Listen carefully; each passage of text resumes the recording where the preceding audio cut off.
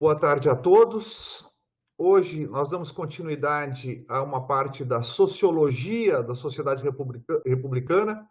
O que nós chamamos aqui de sociologia? A visão de sociedade que o republicanismo tem. O republicanismo vê a sociedade, lembram, né? O que é uma república? República, res publica, res populi. Então, o republicanismo deve definir, né, a sua identidade está ligada à questão do povo, do populus. Mas o populus, na modernidade, não é o populus do mundo clássico. O povo, na modernidade, não é o populus clássico. O povo, no sentido clássico, era entendido em termos exclusivamente jurídico-políticos. Enquanto que nós, na modernidade, agregamos duas dimensões, né? Duas esferas nas quais se dá a nossa vida comum. A esfera ética e a esfera econômica. E são essas duas esferas que eu vou tratar com vocês hoje, tá?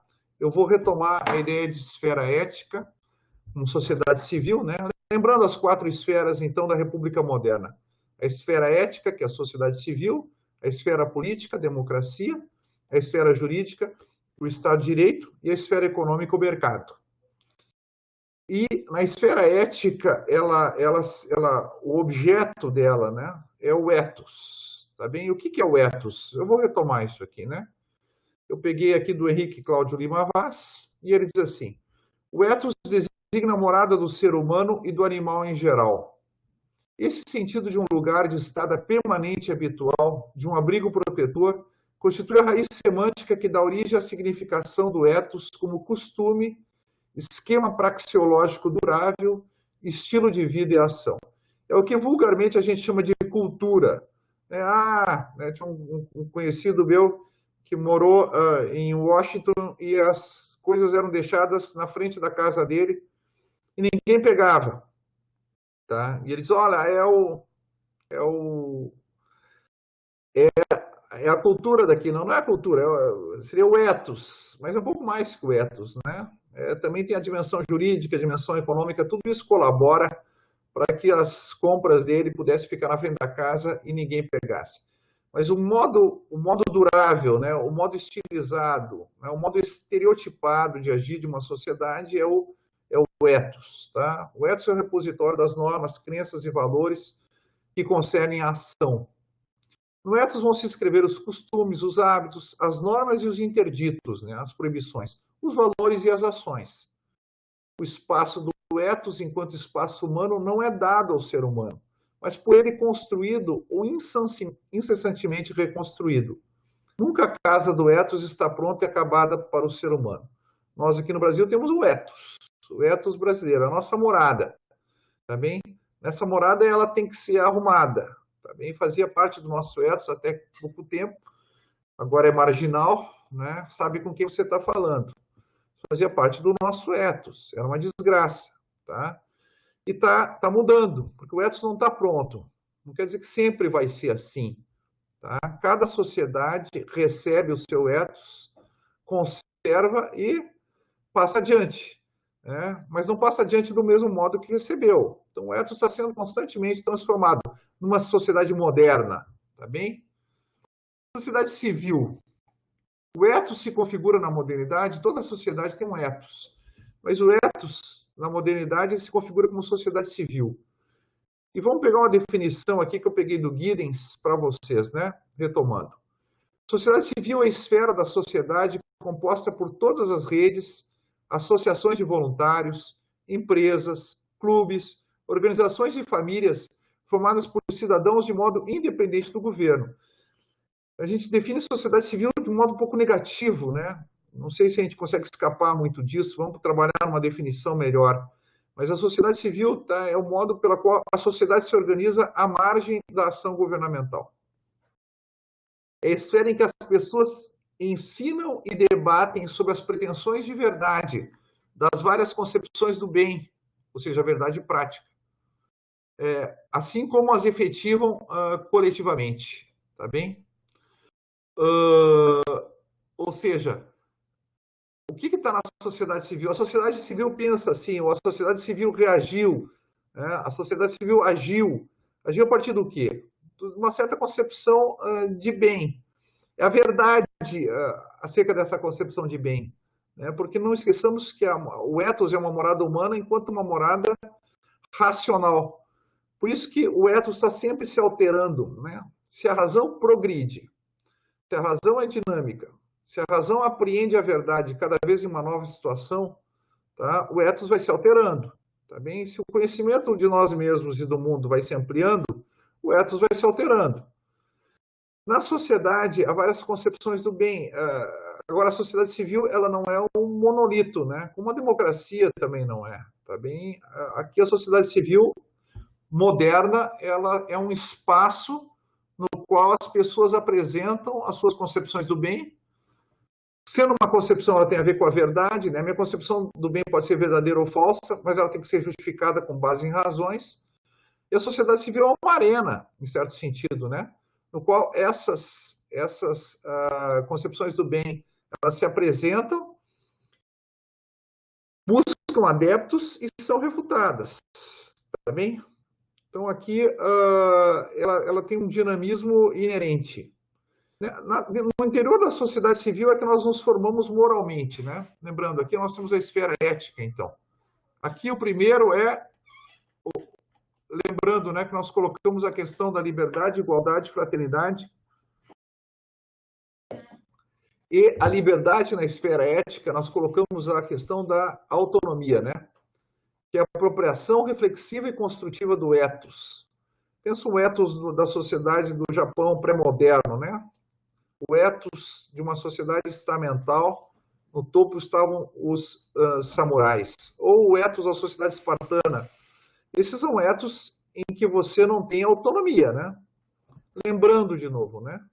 Todas essas esferas da vida moderna, elas são constituídas pela liberdade, igualdade e fraternidade, que são os princípios de legitimidade da sociedade moderna e da república moderna, portanto.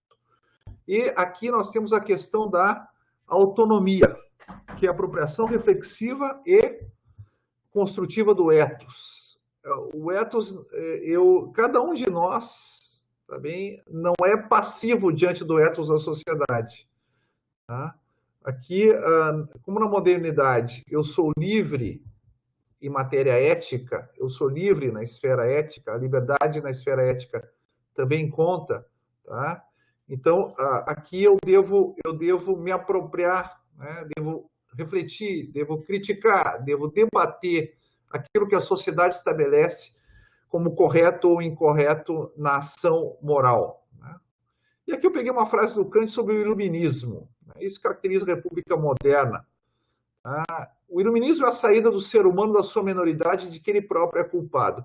Vamos dizer que, né, que a República Moderna é inteiramente iluminista, mas ela herda do iluminismo essa ideia, tá, de que a esfera ética não está isenta de crítica, ela tem que se justificar perante a razão do indivíduo, e nisso está a sua liberdade. Né? A minoridade é a incapacidade de servir do entendimento sem a orientação de outrem. Sapere aude, ousa saber. Tenha coragem de usar o teu próprio entendimento. Eis a palavra de ordem do iluminismo. E eis a palavra de ordem da esfera ética do ponto de vista da liberdade do indivíduo. Perdão, da liberdade da pessoa. Tá? Ousa saber, ousa pensar. Não assume a tradição ética da tua sociedade de um modo acrítico. Tá bem? Nisso está a tua liberdade. Claro, a liberdade não é agir à margem da tradição ética. A liberdade está na apropriação por cada um, né, da tradição ética, tá bem? Aqui tem uma frase do Hegel, que ele coloca também essa ideia de consciência moral. Uma ideia também bem moderna. Embora a consciência moral seja um fenômeno universal, né, a legitimidade social da consciência, isso é moderno, tá? Isso se dá na República Moderna. Imagine um espartano não querendo ir para a guerra por objeção de consciência. Mas a nossa sociedade autoriza isso, tá bem? Então, aqui a consciência da pessoa, ou seja, o seu santuário sacrossanto, a partir do qual ele estabelece por si mesmo e para si mesmo o correto e o incorreto em matéria moral, bom, isso é moderno, tá? Então, a consciência moral expressa a autorização absoluta absoluta da autoconsciência. Isso é Hegel, né? Isto é, saber dentro de si e a partir de si o que é correto. Correto e dever. E nada reconhecer a não ser o que ela, a consciência, sabe como bem. Essa é a ideia de liberdade de consciência. Não está na Constituição? A liberdade de consciência. Eu só aceito como correto e incorreto em matéria moral aquilo que a minha consciência estabeleceu como tal. Né? Mas esperamos que a consciência seja bem informada. Ser bem informada significa estruturada argumentativamente. Lembrando John Stuart Mill, né, que também fala muito dessa questão da liberdade de consciência na modernidade. Né? Se eu estou na verdade moral, mas estou de uma maneira passiva, acrítica, não reflexiva, isso não é um modo humano de estar na verdade moral.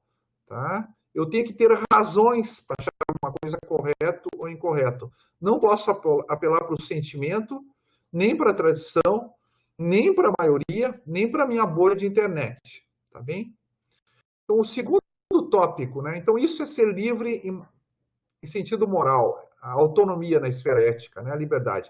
Liberdade, igualdade e fraternidade. Agora, o que significa igualdade na esfera ética? Como ela se realiza? Fui buscar uma palavra aqui do grego, peço perdão, tá? Eu quis, né, lembram, né? O nosso quadrinho lá, vocês podem examinar. Eu quis manter o prefixo iso, né, em todos que designa igualdade, em todas as modalidades de igualdade, em todos os tipos, os 4 tipos de igualdade que aparecem nas 4 esferas. Então, eu fui procurar um vocábulo, né, que designasse mais ou menos o que seria a igualdade no interior da esfera ética. E peguei essa palavra grega, isegoria, que significava, né, é o igual acesso à ágora, mas a ágora era o lugar do debate. Então, no grego clássico, no grego ático, né, ou melhor, no uso ático, no uso ateniense da expressão isegoria, significa simplesmente a igualdade no debate, ou o que nós chamaríamos hoje de liberdade de expressão. Mas é claro, eu tive que redefinir um pouco o conceito para ele caber dentro do nosso quadrinho e atender às nossas pretensões. O que eu coloquei? Isegoria é igual acesso à ágora, tá bem? Mas o que seria ágora? O que seria uma ágora moderna? Não é mais a ágora, né? Não tem mais ágora no sentido clássico da gente se encontrar e votar, né? Não é mais o espaço da democracia direta. O que é a ágora agora?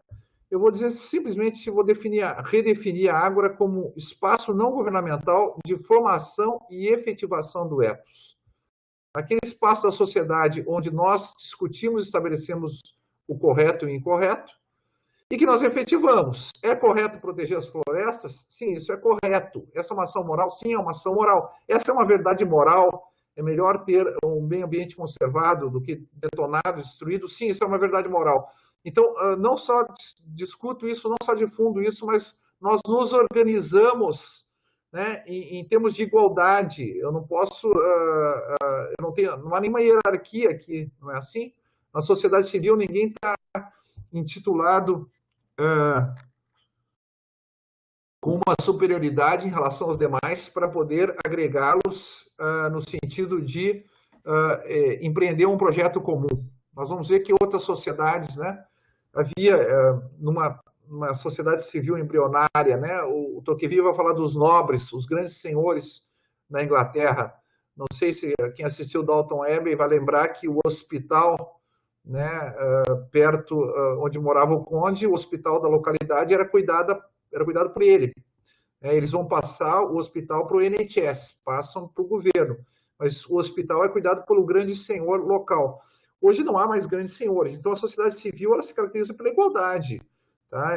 Ninguém tem uma superioridade inata em relação aos demais, ou socialmente adquirida, de modo que possa agregá-los, né, uma liderança natural, digamos assim, em torno de um projeto. Eu tenho que convencer os meus concidadãos, né, os outros membros da sociedade civil, em torno de uma verdade prática, para agirmos em comum. Então, aqui eu coloquei uma frase do Aristóteles, pode surpreender vocês, tá? Mas eu acho que tem a ver com o que nós imaginamos que deve ser uma sociedade civil bem estruturada na República Moderna. Aristóteles diz o seguinte: é impossível ao ser humano aprender toda a verdade. Igualmente impossível não aprender nenhuma parte dela. O ser humano é capaz de verdade. De fato, se cada um pode dizer algo a respeito da realidade, E se tomada individualmente, essa contribuição pouco ou nada acrescenta ao conhecimento da verdade, todavia, da união de todas as contribuições individuais, decorre um resultado considerável. O que diz Aristóteles? Ninguém tem condições de saber toda a verdade. E ninguém é completamente alheio à verdade. Então, e a contribuição de cada um é pequena. Mas se a contribuição de cada um se une à contribuição dos demais, a gente vai ter um resultado considerável. Vamos montar uma coleta de lixo aqui na rua, se a prefeitura não atende, tá? Como é que nós vamos fazer isso? Que dia vamos nos reunir? Que modo fica melhor? Vamos contratar um caminhão? O que nós vamos fazer? Tá? Se a contribuição de cada um em torno da verdade prática é pequena, tá? A contribuição de todos resulta algo considerável, tá bem? E isso quanto às verdades em geral. Tá? Vamos discutir algum tema de matéria moral? Vamos liberar as drogas ou vamos proibir as drogas? Tá? O que a sociedade deve saber sobre o uso de drogas? Tá bem? Bom, alguém sabe um pouco, outro sabe alguma coisa. Temos um especialista. E, ok, da reunião de todos, né? Então a sociedade civil é um espaço de debate. Não é espaço, tá, em que alguns se colocam, para usar uma expressão vulgar, como donos da verdade, né, ou depositários fiéis da verdade e podem ter um lugar privilegiado. Né? Se alguém, por exemplo, faz parte da sociedade civil, também as associações de tipo religioso. Se alguém pretende ter um acesso privilegiado à verdade, e as religiões pretendem ter esse acesso, tá, de qualquer forma, isso não é garantido coercitivamente, né? Na sociedade civil, as pessoas aderem livremente a essa verdade, né? Respondem com a sua própria consciência, tá bem? O que diz Tocqueville aqui? Agora, vou citar o Tocqueville, né, que ficou muito impressionado com essa questão da associação nos Estados Unidos. A gente pode dizer, ele ficou impressionado com a sociedade civil americana, coisa que ele não via na Europa, tá bem? No início do século XIX. Depois da liberdade de agir sozinho, a mais natural ao ser humano é de combinar os seus esforços com os esforços dos seus semelhantes e agir em comum. Por isso, o direito de associação parece-me quase tão inalienável pela sua natureza quanto a liberdade individual. O legislador não poderia tentar reduzi-lo sem atacar a própria sociedade moderna. Tá bem? Tu vê o Tocqueville, né? Será que um espartano queria se associar com outro espartano, um ateniense, um romano? Para fazer o quê? Eles não iam fazer nada, tá bem? Mas para nós, né, que vivemos nessa ideia de liberdade de consciência, de que eu tenho um acesso pessoal à verdade, que os outros devem me convencer por argumentos e eu devo convencer os outros, e eu me uno aos outros para discutir essa verdade, para implementar essa verdade. Bom, é uma opressão, é uma escravidão viver em uma sociedade que você não tem isso. Né? Pense na questão do leste europeu. Né? A sociedade civil se formou lutando, né? Tentando abrir espaço, né? Contra uma estrutura político-partidária ou social que negava a espontaneidade da sociedade civil porque negava a liberdade da pessoa. Tá bem? Então, essa ideia de igual, me uno aos meus semelhantes. Por quê? Não vou chamar os meus subordinados, os meus dependentes. Então, a sociedade moderna ela é estruturada em torno da igualdade. A república moderna é estruturada em torno da igualdade. Então, na sociedade civil, só posso apelar aos meus iguais. Aqueles que, como eu, também têm acesso à ágora. Tá bem? E o que seria a fraternidade na república moderna, na esfera ética? Aí eu usei uma palavra, e lembram, né, que também estou usando aqui o prefixo co, estar com o outro, né, estar junto de, para designar a fraternidade em cada uma das esferas. E na fraternidade ética, eu coloquei o termo consenso. Sugiro a vocês o termo consenso. E o que é o consenso aqui? Compartilhar uma verdade. É compartilhar uma verdade. O consenso aqui não está no sentido empírico de entrar em acordo sobre qualquer coisa. Tá? Por isso que a sociedade civil era uma instância crítica, uma instância de debate. Tá? Não, consensos por ser humano que é saperial, de que vai fazer uso da própria razão, consensos não racionais, consensos não reflexivos, Consensos que não se sustentam sobre razões, não tem valor nenhum, tá bem? Revelar ao mundo uma verdade, que é uma frase do John Stuart Mill, né? Revelar ao mundo uma verdade ignorada ou provar que ele, o mundo, se enganou acerca de algum ponto importante, constitui o mais importante serviço que o ser humano pode prestar aos seus semelhantes. Bonito isso, né? Do John Stuart Mill, tá? O pessoal não acredita na vacina, né? Mas se eu vou lá, né, me reúno com os outros e faço uma campanha pró-vacina, isso é um serviço para a humanidade. A pessoa está na ignorância, no erro, na superstição. Tá? Se ele é um ser racional, o que é exercer a liberdade, tá? Na esfera ética? É determinar o correto e o incorreto não com base no preconceito, tá? Não com base na maioria, não com base numa tradição recebida de modo acrítico, mas com base em razões, com base na reflexão. Ou seja, eu quero alcançar a verdade, eu quero que as minhas convicções morais, as minhas crenças morais sejam fundadas sobre a verdade, não sobre sentimentos, ou sobre o erro, tá? Ou sobre, alguma moda de rede social. E o que diz aqui o Tocqueville? Que os americanos são uma sociedade que busca o consenso para fazer coisas, tá bem? Os americanos de todas as idades, diz ele, de todas as condições, de todos os espíritos,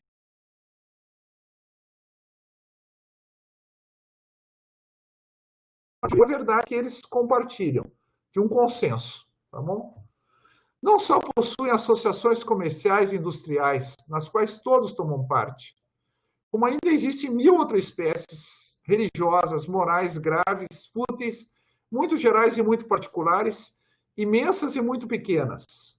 Os americanos associam-se para dar festas, construir hotéis, edificar igrejas, distribuir livros, enviar missionários a outros países. Assim também criam hospitais, prisões e escolas. Em toda parte onde, à frente de um novo empreendimento, vemos na França o governo e na Inglaterra um grande senhor, tenhamos a certeza de ver nos Estados Unidos uma associação. Ou seja, um grande empreendimento. Um hospital na França vai estar na mão do governo. Na Inglaterra, na mão de um grande senhor. Um hospital nos Estados Unidos vai ser um consenso em torno da verdade que nós devemos ter um hospital, da crença que nós devemos ter um hospital. Uma crença que foi objeto de um consenso. Tá? Isso é fraternidade na esfera ética, né? E isso vai transformando aqui a sociedade. É curioso, naquele livro do Werner Sombart, que eu já mencionei para vocês, né? Por que não há socialismo nos Estados Unidos? Ele diz que o americano, né, o gerente nos Estados Unidos, isso é um livro, né, lembrando, né, de 1905, né, o Werner Sombart vai aos Estados Unidos, e ele é ligado ao Partido Social Democrata, ele é um socialista. Por que não tem socialismo nos Estados Unidos? Dá várias razões. Uma das razões é dizer assim, olha, cara, o gerente nos Estados Unidos trata o trabalhador como igual.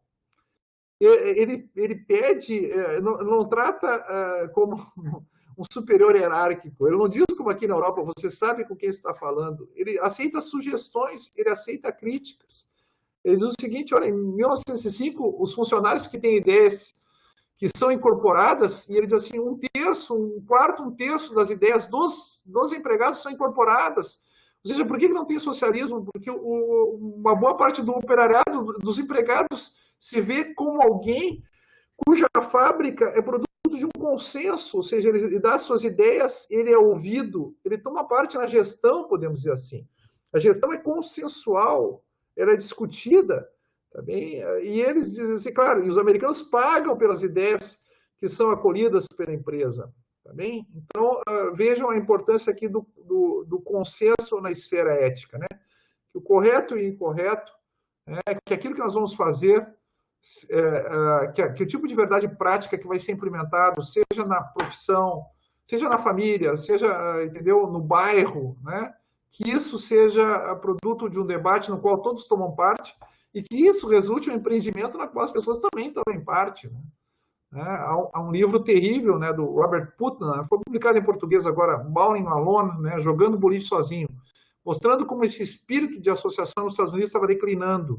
Tá? E ele dava o exemplo do Bowling Alone, né, que graça tem jogar boliche sozinho?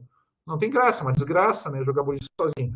Os americanos estavam aos milhões começando a jogar boliche sozinhos, porque eram incapazes de relacionamento, né? uma sociedade que não mais estava gerando esse consenso, que as pessoas não se articulavam em torno de uma verdade compartilhada, tá bem? E aqui agora passamos lá para a esfera econômica, que eu quero retomar do começo. Lembrando, né? As 4 esferas da República Moderna. Esfera ética, sociedade civil. Esfera política, democracia, que a gente já viu. Esfera jurídica, Estado de Direito, que a gente já viu. E agora falta a esfera econômica, que é o mercado. Como o mercado é o bicho-papão, né? Todas essas outras expressões vocês vão ver em discurso de formatura e discurso de posse. Acho que a maioria dos que nos ouvem aqui é da área do direito, né? Sociedade civil, né? Democracia, Estado de Direito, todo mundo é a favor. Falou em mercado, bom, aí já começa o pessoal a levantar, ir embora, fugir pelo ladrão.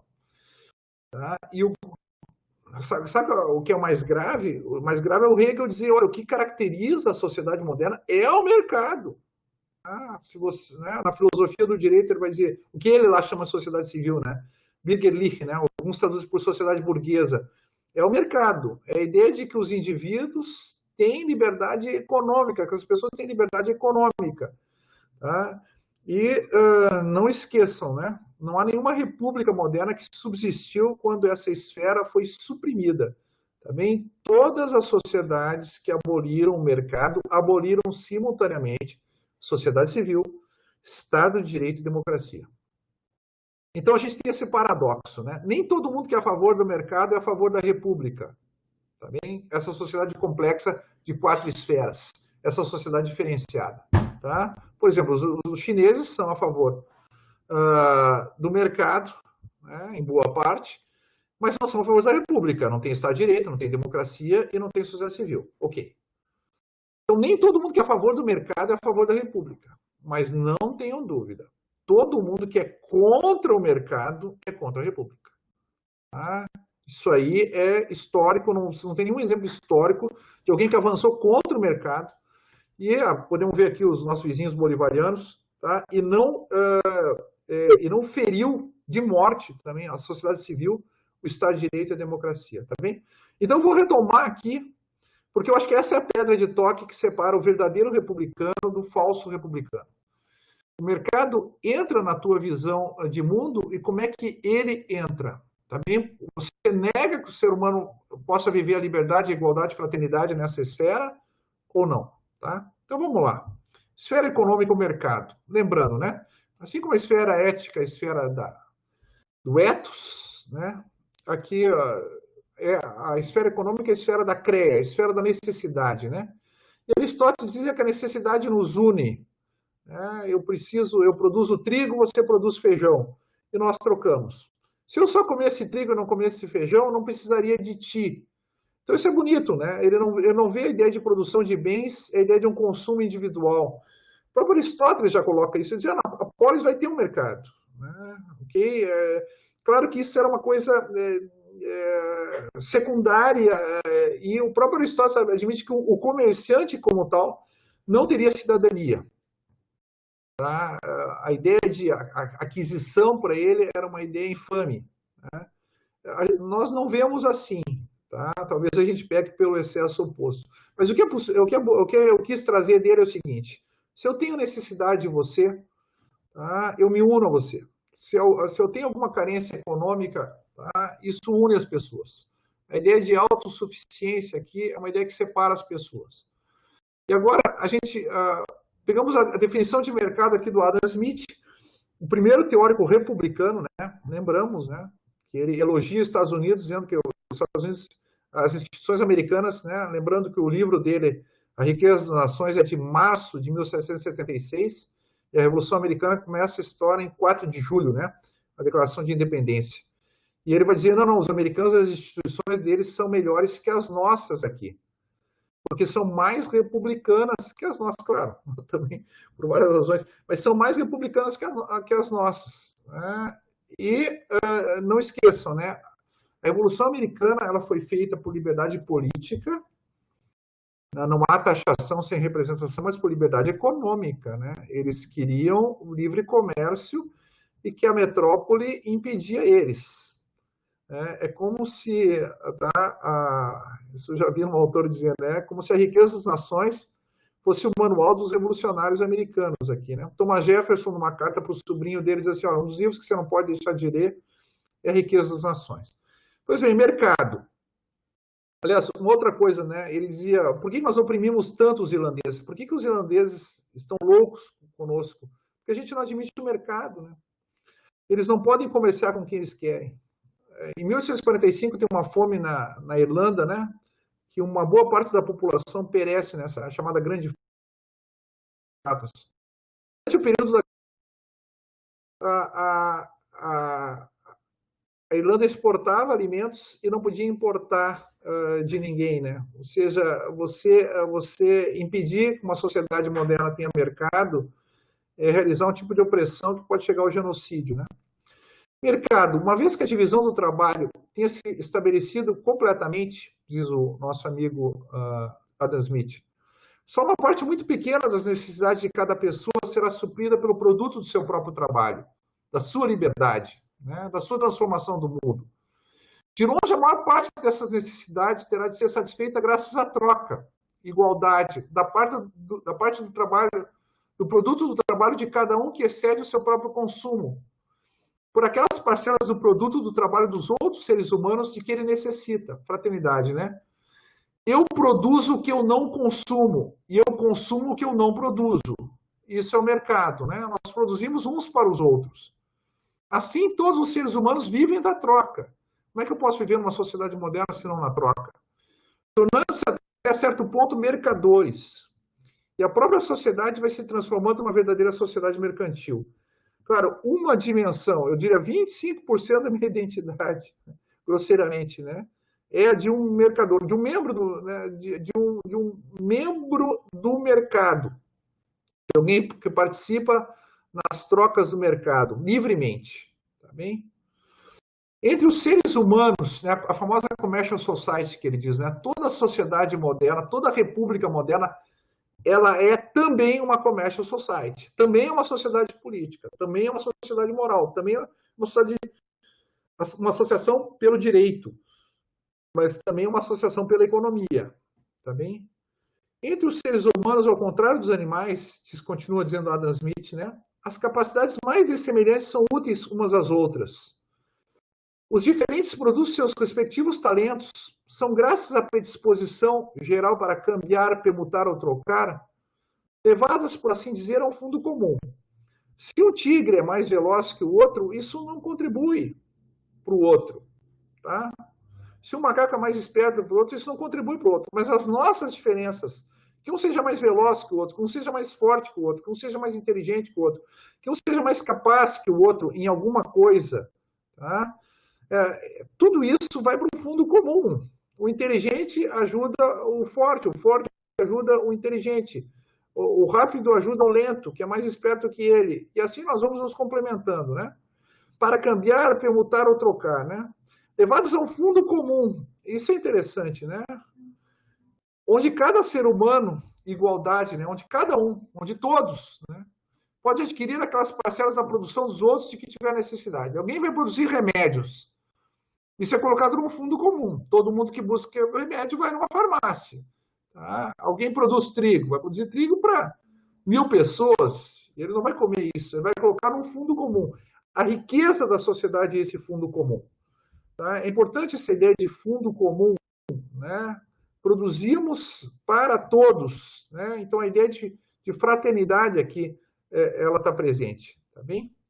Por isso que quando a minha empresa ou a minha atividade econômica ela é mais eficiente, eu estou contribuindo para o bem comum. Se eu diminuo o custo, se eu diminuo o dano ambiental, se eu sou sustentável, tá? Isso é uma atividade fraterna. Eu devo isso aos outros, tá? Eu devo a minha contribuição ao fundo comum, tá bem? Autointeresse. Então agora vamos colocar liberdade, igualdade e fraternidade na dimensão econômica, tá bem? A gente colocou lá, por exemplo, na ética, né? Autonomia, isegoria e consenso. Aqui nós vamos colocar o autointeresse, depois a isotelia e, por fim, a questão da fraternidade, que é a cooperação, né? Autointeresse é uma palavra feia, né? Feia para burro, né? Talvez não está associado ao mercado, autointeresse aqui está associado ao egoísmo, né? Eu vou tentar tirar um pouco dessa carga negativa aqui no nosso contexto aqui, tá bem? Olha, o autointeresse é legítimo. Em sociedades onde tentaram eliminar o autointeresse na dimensão econômica, não foi que tornaram pessoas altruístas. No mundo comunista, na Coreia do Norte, as pessoas não são altruístas, tá bem?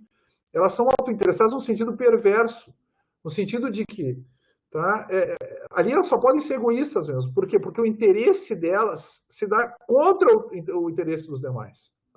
Tá? Não há nenhum modo de você exercer a tua liberdade econômica ali que você realmente tenha o teu interesse atendido e simultaneamente o interesse do outro, como ocorre numa troca. Tá bem? O autointeresse aqui eu vou distinguir duas dimensões. Eu tenho uma dimensão reflexiva. É legítimo que eu esteja interessado em mim mesmo. Quero ganhar um aumento? É legítimo isso. Quero produzir mais? Sim. Tem uma relojoaria, quero ampliar ela? Ótimo. Tá? Eu posso estar interessado em si mesmo. A modernidade é a primeira sociedade, a República Moderna, que admite isso, tá? Como completamente legítimo. Né? Todas as sociedades, vejam, por exemplo, os nobres de todas as sociedades não podem trabalhar. A ideia, tá, é que você queira algo para si mesmo, né, e tenha que adquirir isso pelo teu trabalho, é algo que, realmente, em sociedades pré-modernas, isso podia também talvez ser disruptivo para a vida social. Mas nós partimos agora da pessoa, na sua liberdade, entendeu? E não do coletivo. E nós admitimos aqui que realmente o ser humano pode ter um interesse em si mesmo, né? Isso faz parte da sua liberdade. E, por fim, também aqui o autointeresse tem uma dimensão causal, ou seja, eu sou causa do meu interesse. Se fica só na dimensão reflexiva, o capitalismo de compadrio estaria legitimado. Tá? Porque, estou interessado em mim, aí vou virar um rentista e o governo vai me dar subsídio, vai me dar o BNDES, vai me tornar um gigante nacional. Não, não, não. Aqui, o autointeresse é causal. Você é causa da realização do teu interesse, é parte da tua liberdade. Tá trabalhando 8 horas por dia, quer ganhar o dobro, então trabalha 16. Tá? Se você é autônomo, por exemplo. Tá? Okay? Você vai ter que buscar correr atrás da máquina, como dizem. Tá? O teu interesse tem você mesmo como protagonista. Você é o autor da tua própria biografia econômica. Tá? Isso é ser livre. Tá bem? E aqui eu tinha uma passagem, eu não vou repetir isso aqui, né? O Adam Smith e o Jacques Maritain falavam muito disso, da questão da liberdade. Mas o Amartya Sen eu vou repetir, tá? Para a gente fixar, porque o Amartya Sen é conhecido como social-democrata, também como alguém preocupado com a igualdade, não é o que se chama de fundamentalista do mercado, não é um neoliberal, muito pelo contrário, mas ele defende o mercado como um espaço, né, de liberdade na modernidade. Então ele diz o seguinte, né, lembra que ele que inventou o IDH, né, Prêmio Nobel de Economia, inventou o IDH, Índice de Desenvolvimento Humano. O êxito de uma economia não se mede pelo acúmulo de riqueza ou acúmulo de dinheiro, mas pelo desenvolvimento como liberdade, né, pela ampliação da liberdade das pessoas, ou pelo nível de vida das pessoas, ou pelo bem-estar das pessoas. Essa que é a verdadeira métrica, né, de um progresso econômico. Nas discussões recentes, ao se avaliar o mecanismo de mercado, o enfoque tende a ser sobre os resultados, como a produção de renda e utilidades. Já viu um neoliberal defender o mercado e dizer é mais eficiente. Milton Friedman, por exemplo, dizia, não, se você estatizar o Saara, em 5 anos, ele vai faltar areia.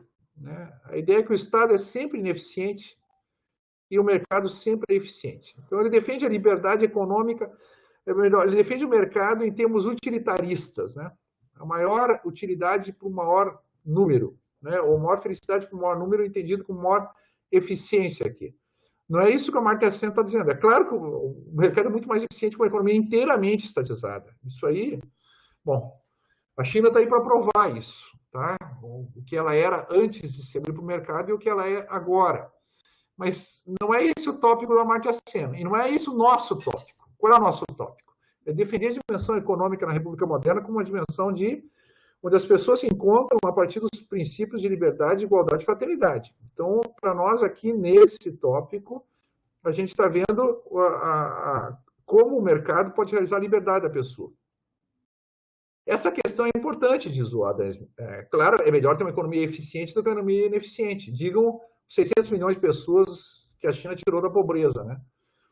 Mas o argumento mais imediato em favor da liberdade de transações de mercado baseia-se na importância fundamental da própria liberdade. A liberdade não é um meio, tá? Aqui, como ele coloca, né, para um fim mais elevado, digamos assim, um fim econômico. A liberdade não é um fim para a eficiência, para um meio para a eficiência econômica. A liberdade é o fim. Tá? Por que eu atuo no mercado? Porque eu vou produzir mais na liberdade? Não. Eu atuo livremente para ser livre. Isso faz parte do ser pessoa, que é algo que nós vamos ver na semana que vem, né? Temos boas razões para comprar e vender, para trocar e para buscar um tipo de vida que possa prosperar com base nas transações. Por que eu não posso querer ser feliz assim? Tá? Negar essa liberdade seria em si uma grande falha da sociedade. Pessoal, por que as pessoas migram? Porque elas não têm oportunidade. Elas vão numa sociedade onde não tem mercado, para uma sociedade onde tem mercado. Ninguém foge da Coreia do Sul para a Coreia do Norte. Nunca teve um caso de alguém pular da América. Claro, não é só isso que se quer, né? Você quer uma república, né? Você quer a sociedade civil, quer a democracia, mas também. Tá? Você não vai numa sociedade com mais mercado, uma sociedade com menos mercado. O que é impressionante com países onde o mercado é pujante? Eu fico impressionado de você ir assim, entrar em ruelas e todas as lojas estão abertas. Tudo está aberto, ou seja, não tem aluga-se, não tem vende-se, não está tudo fechado, está tudo aberto. O que significa isso? Mais liberdade. Tá? Quando a gente anda aqui por Porto Alegre, tá, e vê tantas lojas fechadas, diminuiu a tua liberdade. Não diminuiu a tua liberdade? Você não pode mais comprar ali, você não pode mais ser empregado, você não pode trocar, você não pode ser fornecedor dessa empresa, ok? Então, diminui a liberdade. Né? Isoteria. Não é que diminui a eficiência, né? É que menos pessoas são livres quando o mercado é restrito. Isoteria. Agora, também a questão aqui de colocar as pessoas no mercado, né? Isso aí o neoliberal também não vê, né? Se as pessoas não têm educação e não podem trocar com as outras, isso diminui a liberdade de todo mundo. Tá? Então, viram, a liberdade aqui é a ideia de que cada um pode buscar o seu próprio interesse. E ao buscar o seu próprio interesse, a gente vai ver a questão da fraternidade. Aumenta a liberdade de todos. Tá bem? Isoteria. Isso talvez exija um investimento estatal, como a gente vai ver agora no Adam Smith. Tá? Isoteria. Igual participação na criação e partilha do fundo comum. É um outro palavrão, né? Isoteria. Então, eu tenho que justificar a introdução deles. Em Atenas, a isoteria era a igualdade entre alguns estrangeiros e os cidadãos no tocante ao pagamento telos de impostos. Telos significa finalidade, mas também significa pagamento. Era um privilégio concedido a alguns cidadãos. Perdão, alguns estrangeiros, alguns metecos, que só pagariam os tributos de cidadãos. Então, isoteria. Teria uma igualdade no pagamento com os cidadãos. E com isso não eram obrigados a pagar 2 tributos que caíam só sobre os metecos, também eram isentos desses tributos. Daí a tradução de igual contribuição ou igualdade nos deveres. Né? Telo significa também pertencer a, ser contado entre, e portanto, né, a gente pode estender o sentido para tomar parte, né? Pertencer ao tomar parte, né? Pertenço a um clube, eu tomo parte num clube. Né? O participar, eu participo do clube. E aqui, então, isoteria, eu traduzi, né, eu vou propor para vocês como um conceito que significa igual participação em matéria econômica, igual participação na criação e partilha do fundo comum. Lembra, né, eu não produzo para mim, eu produzo para os outros e consumo o que os outros produzem para mim. Tá? Isso tudo é um fundo comum. Eu posso produzir, se eu vivo, tá, de uma renda que o governo me dá, eu não contribuo para o fundo comum. Eu não exerço a minha liberdade. Tá? Então, eu não sou visto como um igual. Agora também, se eu não sou remunerado adequadamente, tá bem? Se eu não tenho acesso a esse fundo comum, também eu não sou tratado com igualdade. Lembram, né? A República Moderna é um espaço de liberdade, igualdade e fraternidade. Então, na dimensão econômica, aqui a igualdade é isoteria. O que o Adam Smith diria sobre essa isoteria? Igual participação na construção e partilha do fundo comum. da riqueza geral. Né? De quem que é essa riqueza toda? É nossa. Tá? Eu tenho igual acesso, eu posso dizer que ela pertence a mim também. Quando as instituições e obras públicas, benéficas em geral, Adam Smith colocava as estradas, colocava o fornecimento de água, inclusive, tá? Não se podem manter ou não são mantidas pela contribuição particular das pessoas que mais são beneficiadas por elas. A falta deve ser, em grande parte dos casos, compensada pelo recurso à contribuição geral. A ideia dele mais ou menos é a seguinte: ó, tu quer andar pela estrada? Então paga. Paga. Vai ter pedágio. Toda estrada vai ter pedágio. Tu quer entrar com uma ação na justiça? Paga. Tu quer ter educação? Paga. Tá? Essa é questão de liberdade. Tá? Você é o autor do teu próprio interesse. Né? Você vai buscar os seus bens econômicos. Sim, mas o que vai acontecer com os pobres? Os pobres serão subsidiados pela contribuição geral. Tá? Ou seja, pelo caixa, pelo tesouro comum. Tá bem? A renda geral da sociedade deve compensar o déficit de renda de muitas partes da sociedade. Igual acesso ao fundo comum. O Adam Smith ele é duro na queda, mas ele é um republicano. Tá? Olha, liberdade total, velho. Quer usar algum serviço? Paga. Mas muitos serviços não poderão ser cobertos pelo... Ele diz assim, ele achava que, por exemplo, o fornecimento de água não poderia ser coberto pelo investimento privado. Então, a renda da sociedade, o Estado vai ter que fornecer isso aí. Então, se eu vou ficar sem água, eu vou ficar sem estrada. Estrada é um espaço de liberdade. Tá? Se eu não posso trafegar por ela porque eu sou pobre, então o Estado tem que contribuir. Eu tenho que ser isento do pedágio. Os outros estão usando, podem pagar, paguem. Tá? Então, com essa ideia, não estou colocando isso aqui como um dogma, mas estou dizendo que isso aqui é um tipo de mentalidade republicana.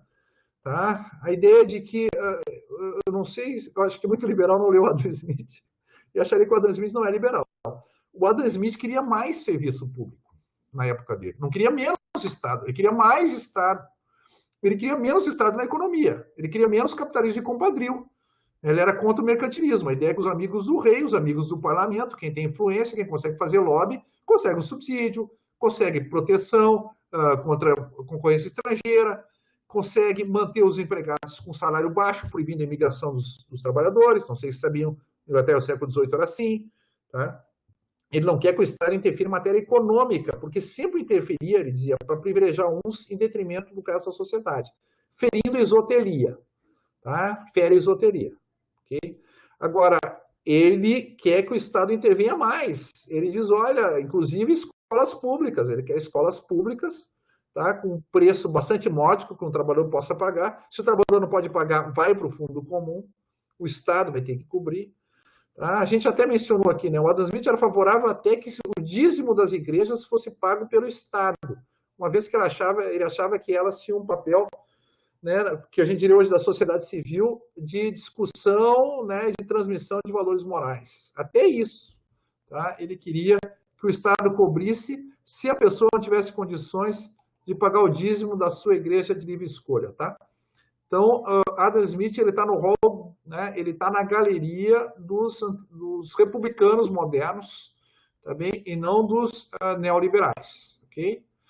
Michael Walzer eu quis colocar aqui também, porque eu sei que para vocês, de novo, né, mercado nunca vai aparecer no discurso de formatura, não é uma palavra nobre, é uma palavra, né, que você foge dela, né, como se tivesse uma coisa amaldiçoada, tá? É o reino do Caim, de todos, da guerra de todos contra todos, tá? É o estado de natureza, né? Mas o Michael Walzer, ele é um socialista democrático, tá? Então, ele vai dizer o seguinte, e ele fala do mercado. O livre mercado está aberto a todos os que querem participar nele. E ainda que o mercado produza resultados desiguais, esses não reproduzem nunca simplesmente a hierarquia de sangue ou de casta, o mesmo do mérito. Tá? O Michael Walzer é um socialista. E ele diz o seguinte, há vários livros dele em português, tá? Um dos grandes nomes do comunitarismo, né? Você já viu assim, né? Quando fazem o panteão do comunitarismo, eles colocam lá o McIntyre, o Sandel, o Charles Taylor e o Michael Walzer, né? Os quatro cavaleiros, tá, do comunitarismo, né? Um dos maiores filósofos práticos, né, contemporâneos. Tá? E ele se intitula um socialista democrático, mas ele é a favor do mercado. O mercado está aberto a todos, né? claro, se o governo não se meter, tá? E está aberto a todos também se o Estado fizer alguma coisa para incluir a todos, por exemplo, fornecendo educação, tá? Ele vai ter resultados iguais? Vai. O Walzer, se vocês derem a esfera da justiça, vai dizer, olha, se você der R$ 1.000 para 20 pessoas diferentes numa sociedade moderna e procurar essas pessoas daqui a um mês, uma vai ter 2.000, a outra vai ter 3.000, a outra vai ter 0, a outra vai estar devendo 1.000. É liberdade, tá? Só que a desigualdade do mercado, tá? Numa sociedade que faz o possível, né, pela política, pela esfera política, para igualar os pontos de partida, tá? Essa desigualdade no mercado não deveria reproduzir. A gente sabe que, infelizmente, né, o mercado ele está degenerando, né? Você sabe que cada vez com mais frequência a renda da pessoa depende da renda dos seus pais, ou seja, o mercado está se feudalizando, né? Está se patrimonializando. Tá? Isso é uma coisa que deve deixar o republicano atento, né? Deve chamar a atenção do republicano, ele deve lutar contra isso, porque isso fere a esoteria a qual o mercado está destinado a realizar dentro de um esquema de uma visão republicana de sociedade. Honneth, tá, num livro chamado A Ideia de Socialismo, mas já viram a linha do cara, né? A ideia de socialismo não é uma crítica, tá? Ele está tentando recuperar a ideia de socialismo. Nesse livro ele diz o seguinte: o mercado funda-se na ideia elementar de entregar a alocação de meios adequados para a satisfação das necessidades partilhadas por todos, né? A alocação de meios adequados para a satisfação das necessidades partilhadas por todos, né? A atores, liberdade, né? Ou seja, nós partilhamos de uma série de necessidades, nós entregamos a alocação dos recursos, né? Para quem? Quem é que vai produzir? Quem é que vai controlar os meios de produção? A atores, tá? Liberdade que, havendo oportunidades iguais, igualdade de participação, isotelia, se podem entender como agindo uns em prol dos outros. Fraternidade. Lembrando, né, aqui eu coloquei na nota de rodapé, ele acha que uma propriedade pública democraticamente controlada poderia também ter esse papel em algum lugar, em alguma instância, e também as cooperativas, né, também seriam modos de você alocar recursos, tá, para atores que vão dar igual participação, né, para a contribuição voluntária das pessoas, tá? Que as pessoas pudessem, em condições de liberdade e igualdade, produzirem, né? E trocarem produtos, tá? Então, ele acha que o mercado é um espaço de igualdade, tá bem? O mercado é um dos espaços de igualdade, né? Ele deve gerar oportunidades iguais para as pessoas, tá? Sem suprimir a liberdade. E, por fim, a ideia de cooperação. O mercado, uma realidade fraterna, acho quase impossível a gente colocar esses dois vocábulos numa mesma frase, né? Tamanho ojeriza que a gente tem do mercado. Tá bem? Agora, o mercado é um espaço de cooperação. Vamos ver ali o que ele diz, o o que o Amartya Sen menciona aqui, tá bem?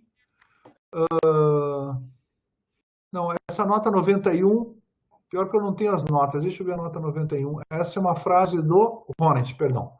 Tá? Vamos voltar aqui na frase do Honneth, ele diz assim: a atividade de emancipar as pessoas economicamente ativas da coerção, tutela e dependência. Emancipar é uma palavra que o socialista adora, né? Vamos emancipar, vamos emancipar. Bom, nós temos que emancipar as pessoas, né, da coerção, tutela e dependência. Me lembro de uma cidade aqui no interior do Rio Grande do Sul, para abrir um salão de cabeleireiro demorava 400 dias para tirar o alvará na prefeitura. Bom, então temos que emancipar esse pessoal, né? Porque estão sendo oprimidos pelo Estado, tá bem? De tal forma que as mesmas fiquem em posição de entender o seu papel específico como um contributo voluntário. Eu quero abrir um salão de cabeleireiro. Por que o Estado está me impedindo de fazer isso? Está violando a minha liberdade. Para a tarefa de satisfação equitativa das necessidades de todos os membros da sociedade. Tá? Uma satisfação equitativa, né? Ou seja, que todos recebam o suficiente para satisfazer as suas necessidades. Isso é igualdade, tá? Mas satisfazer as necessidades de todos os membros da sociedade, tá bem? Então, o mercado é um espaço de cooperação, onde todos atuam atuam juntos, né, com os demais para o bem de todos. E o próprio Adam Smith diz assim: o comércio naturalmente deveria ser, tanto entre as nações como entre os indivíduos, um laço de união e de amizade. Tá? Não pode haver guerra comercial. Não poderia nem haver guerra fiscal entre os Estados. A União Europeia foi feita com base nisso, com base no comércio. Né? Como é que é a amizade? Como é que se integrou o continente? Com base no mercado. Tá? Há um déficit democrático? Sim, há um déficit democrático. Um dia vai haver mais democracia? Esperamos que sim. Mas as pessoas não começam a se unir pelo topo, né? Elas começam a se unir por aquilo que é mais básico, o seu interesse. Guerrear durante 1000 anos. Agora, em vez de trocar tiros, né, os alemães e os franceses vão trocar cerveja e queijo. Quem é que acha que isso não é um ganho? Tá bem? E vão se aproximar. Cada um vai condicionar o seu bem ao bem do outro. Vocês já repararam que agora, quando um país está mal, as ações caem no mundo todo, as bolsas caem no mundo todo? Tá? Nós criamos uma certa interdependência em que é impossível que eu me beneficie se o outro está mal. Se os meus vizinhos aqui estão mal economicamente, isso repercute diretamente em mim. Não tem como eu alcançar o meu bem à margem do bem dos demais no mundo, no mercado. Como é que eu posso fazer isso de um modo sistemático? Claro que um setor ou outro que vai buscar algum privilégio pode conseguir. Tá? Mas se a Argentina tem o PIB dela caindo, como é que isso pode beneficiar o Brasil? Só pode nos prejudicar. Tá? O bem do outro é também o meu bem. Né? Produzir o fundo comum, produzir riquezas comuns, isso é uma atividade de cooperação, né? De todos agindo juntos em prol do bem de todos. Né? E aqui o Amartya Sen. O Amartya Sen diz o seguinte: o mecanismo de mercado que desperta paixões favoráveis ou contrárias é um sistema básico pelo qual as pessoas podem interagir e dedicar-se a atividades mutuamente vantajosas. É vantajoso que eu corte o teu cabelo. É vantajoso para mim que você... Não seria vantajoso, esse é um mau exemplo. Tá? É vantajoso que eu te venda uma colher. Tá? É vantajoso para mim que você me venda a faca. Tá bem? Atividades mutuamente vantajosas. Isso é fraternidade. Tá? É uma reciprocidade na beneficência. Eu quero o teu bem e você quer o meu bem. Por essa perspectiva, é dificílimo pensar que um crítico razoável poderia ser contra o mecanismo do mercado em si. E olha que tem, né? Mas não são pessoas razoáveis. Alguém que fala contra o mercado em si, ele pode dizer: o mercado não está funcionando aqui, não há um verdadeiro mercado, o mercado não é inclusivo. Ok. Mas se o cara é contra o mercado em si, pode saber. Ele tem a carteirinha do partido antirrepublicano. Ele não quer uma república moderna. Ele não pensa o povo como uma comunidade de livres e iguais. Tá? Ele pode falar em democracia, Estado de Direito e sociedade civil, mas foge dele. Ele está mentindo, tá? Ou está se enganando. Os problemas que surgem se originam geralmente de outras fontes. Os problemas do mercado não são intrínsecos ao mercado, são externos ao mercado.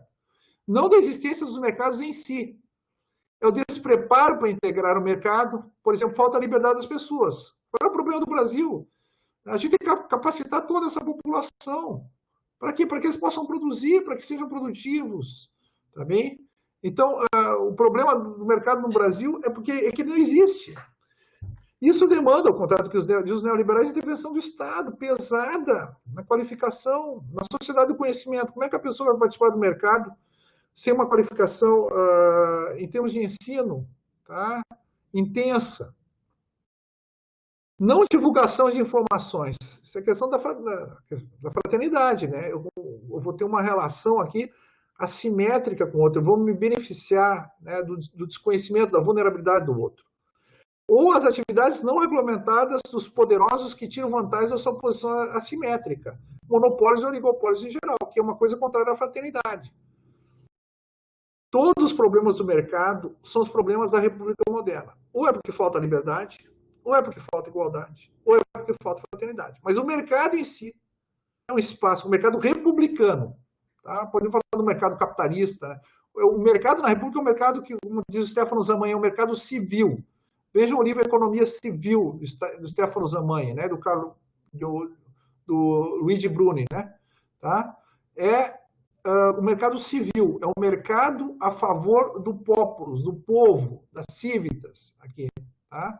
Não é um mercado como espaço de maximização da riqueza, tá? Então, a gente vai ver agora na frase do Axel Honneth, né? Nós temos que separar a ideia de mercado da ideia de capitalismo, tá bem? Então, aliás, a palavra capitalismo foi inventada pelo Marx, um cara que não gostava do mercado, né? Adam Smith nunca falou em capitalismo, ele falava em sistema da liberdade natural. Tá bem? O Honneth diz o seguinte, porque ele é um republicano. Temos um mercado idealizado por Adam Smith, para quem a lei da oferta e da procura, ou seja, a liberdade, constitui um mecanismo de uma mão invisível, através do qual os interesses econômicos de pessoas iguais e igualdade e bem intencionadas se deveriam poder complementar reciprocamente. Isso é cooperação, né? A complementação recíproca, né? E ele diz assim, cara, isso aí é uma coisa maravilhosa, não é uma coisa abominável. Ele diz assim, eu sou socialista e gosto do mercado. Tá? Como idealizado pelo Adam Smith. A gente sabe que o Brasil, que tem capitalismo de compadrio, né, e que tem uma estrutura social extremamente excludente, tá? A gente não tem o mercado funcionando, tá? Como o Adam Smith pensou. Tá bem? Então, a tarefa dos republicanos. E agora duas frases interessantes assim dele, né? Nesse livro, A Ideia de Socialismo. A tarefa mais importante para reavivar a tradição socialista consiste em anular a equiparação entre economia de mercado e capitalismo levada a cabo por Marx, de modo a ganhar, assim, espaço de manobra para projetar formas alternativas de mercado, não o mercado capitalista, não o mercado a serviço da maximização de riqueza, mas o mercado a serviço da realização dos ideais republicanos de liberdade, igualdade e fraternidade. Tá bem? Então, assim, a tradição socialista tem que se livrar dessa herança maldita do Marx, que está presente na esquerda até hoje, né? Nós sabemos, né? Não consegue falar de mercado, tá? De equiparar mercado com capitalismo. Se alguém não conhece o Axel Honneth, dê uma olhada aí, tá? Ele agora é o filósofo político, moral mais importante da Alemanha, né? Não vou dizer vivo, porque o Habermas ainda está vivo, mas em atividade, né? O Habermas é de 29, ele está fazendo 91 anos, ele está mais devagar, já está aposentado, né? Mas em atividade plena, assim, agora está o Axel Honneth, né? O grande nome da Europa continental, em termos de filosofia política e filosofia moral. Uma das tarefas mais prementes do socialismo na atualidade, ele diz, consiste em voltar a purificar o conceito de mercado de todas as impurezas próprias do capitalismo que lhe foram acrescentadas posteriormente, a fim de poder testar sua resiliência moral. Mercado é um espaço de encontro dos livres e iguais que querem cooperar entre si. Isso é o mercado.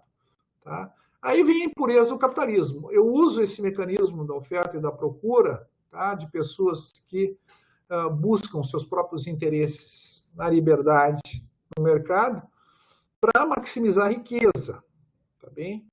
Então, aquilo que era para ser um meio, que era de expandir o fundo comum, passa a ser um fim em si mesmo. Aí eu tenho o capitalismo. Aí podemos usar uma frase do Marx.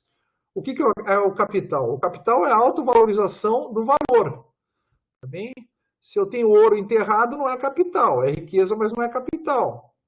Agora, se eu tenho dinheiro depositado que me paga juros, é capital. É a autovalorização do valor. Deposito 1.000 e tiro 1.010.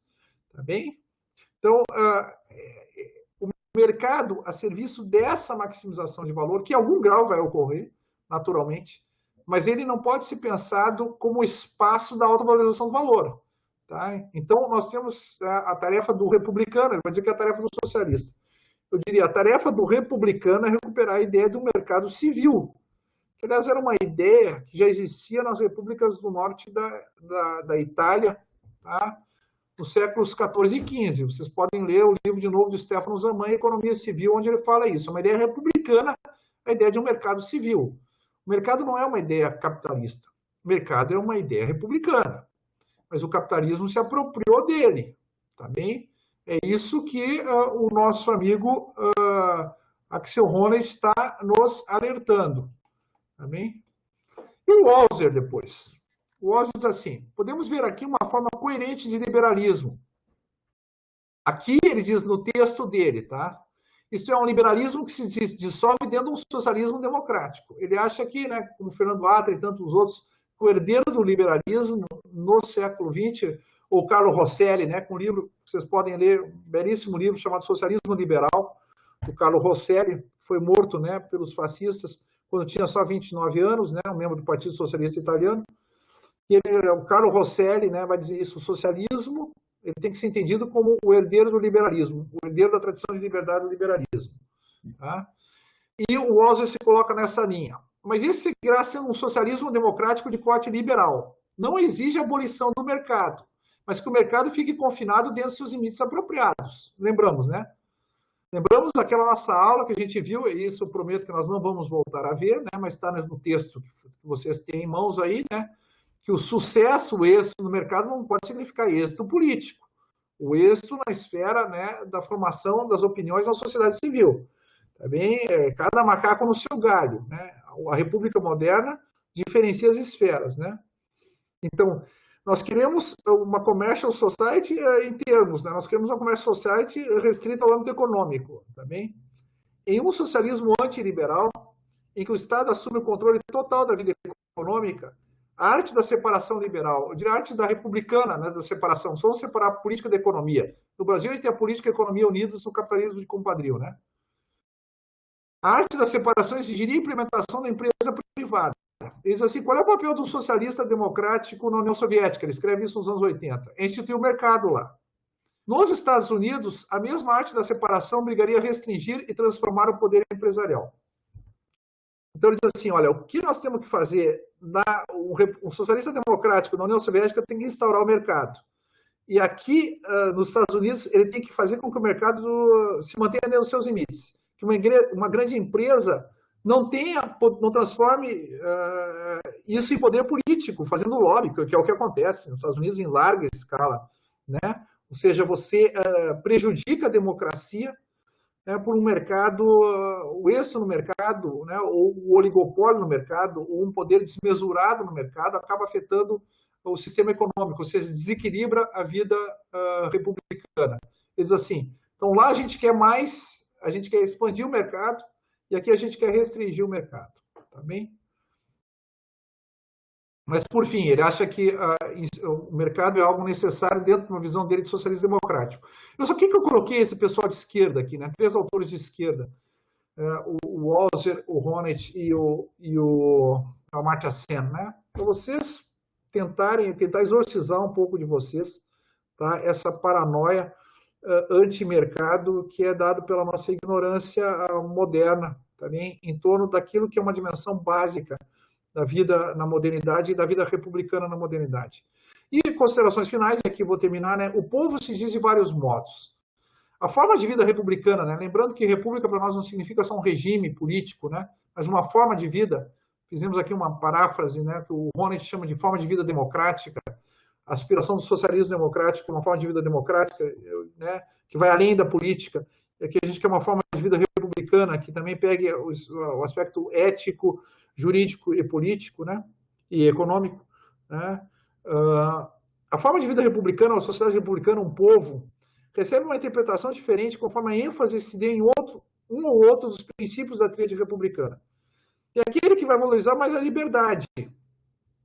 Então, ele vai pensar o povo como uma sociedade aberta, por exemplo, Karl Popper ou os liberais. Tá? A sociedade republicana ou o povo admite várias interpretações, tá? Conforme o valor da tríade que você privilegia. Quem valoriza mais a igualdade vai pensar o povo como uma sociedade justa, que é o caso do John Rawls, por exemplo, a social-democracia. E quem valoriza mais a fraternidade vai pensar o povo como sociedade fraterna, tá? Que é uma expressão da Constituição de 88. Mas eu já falei demais, tá? E hoje eu encerro por aqui. Um grande abraço e agradeço a todos.